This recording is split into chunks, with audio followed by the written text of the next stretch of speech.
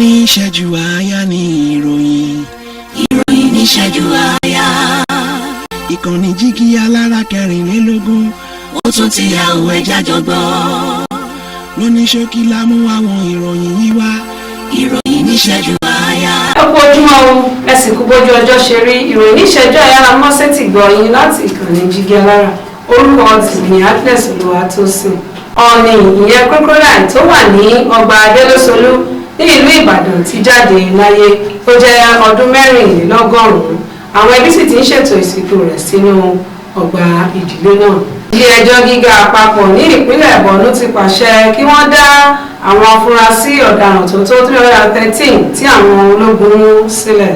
Ààrẹ tẹ́lẹ̀ rí ti orílẹ̀-èdè Nàìjíríà Muhammadu Buhari àti gómìnà ìpínlẹ̀ Babájídé Sanwó-Olú lọ́jọ́bọ̀ kí ààrẹ lọ́wọ́lọ́wọ́ ààrẹ Bọ́lá Ahmed Tinubu pé ó kú ayẹyẹ ọjọ́ ìbí ọdún 72 tí wọ́n pé lónìí ọjọ́ Ẹtì ọjọ́ 29 oṣù kẹta ọdún 2024.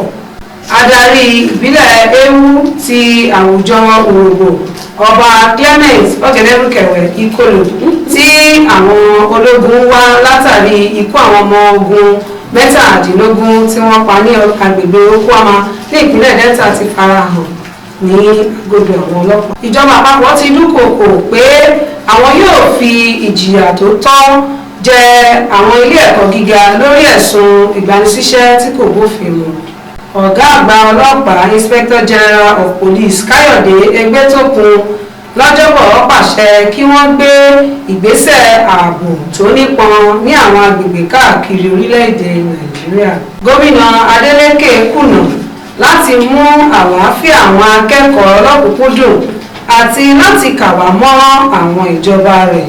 Alága National Association of Nigerian Students ní ìpínlẹ̀ Ọ̀ṣun Ọ̀gbẹ́ni Táíwò Ògúngbè ló sọ èyí.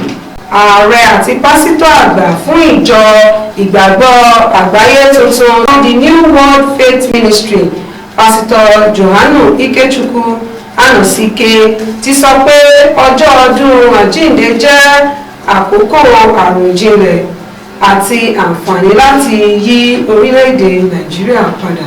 Lẹ́yìn ọ̀pọ̀lọpọ̀ lílọ bíbọ̀ wọ́n gba dókítà ìṣègùn òmìnira kan láàyè lọ́jọ́bọ̀ láti ṣe àyẹ̀wò aṣáájú àwọn ará ilẹ̀ Biafra Nnamdi Kanu.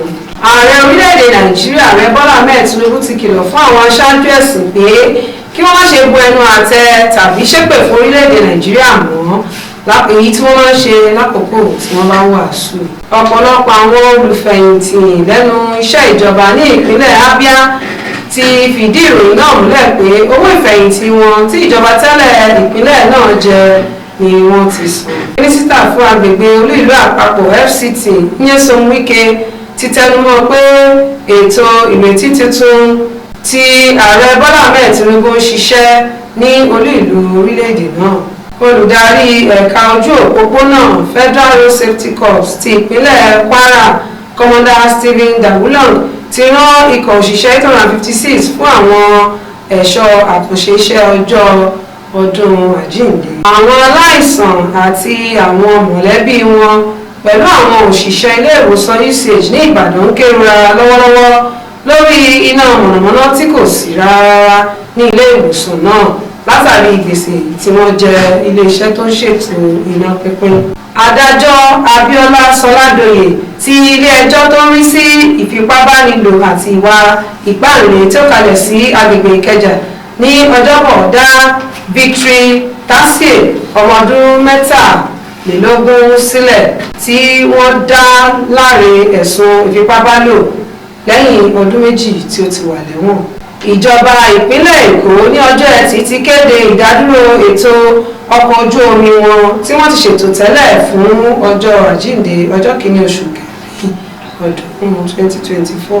Gómìnà ìpínlẹ̀ Edo Godwin Obaseki ti pàkíyèsí àwọn Kìrìsìtẹ́nì káàkiri orílẹ̀-èdè Nàìjíríà láti ní àròjinlẹ̀ ohun tí àyájọ́ ọjọ́ Good Friday jẹ́ àti bí ó ṣe pàtàkì tó nípa jíjẹ́ olùṣọ́ àti alábẹ̀wò arákùnrin wọn. Ìròyìn ìṣẹ́jú àyà tòní òní jù báyìí lẹ́ẹ̀kan sórúkọ tèmi ní Delesolu. ẹ kú iṣẹ́ òpin ọ̀sẹ̀ ẹ̀dẹ̀kú palẹ̀mọ́ ọjọ́ àjíǹde.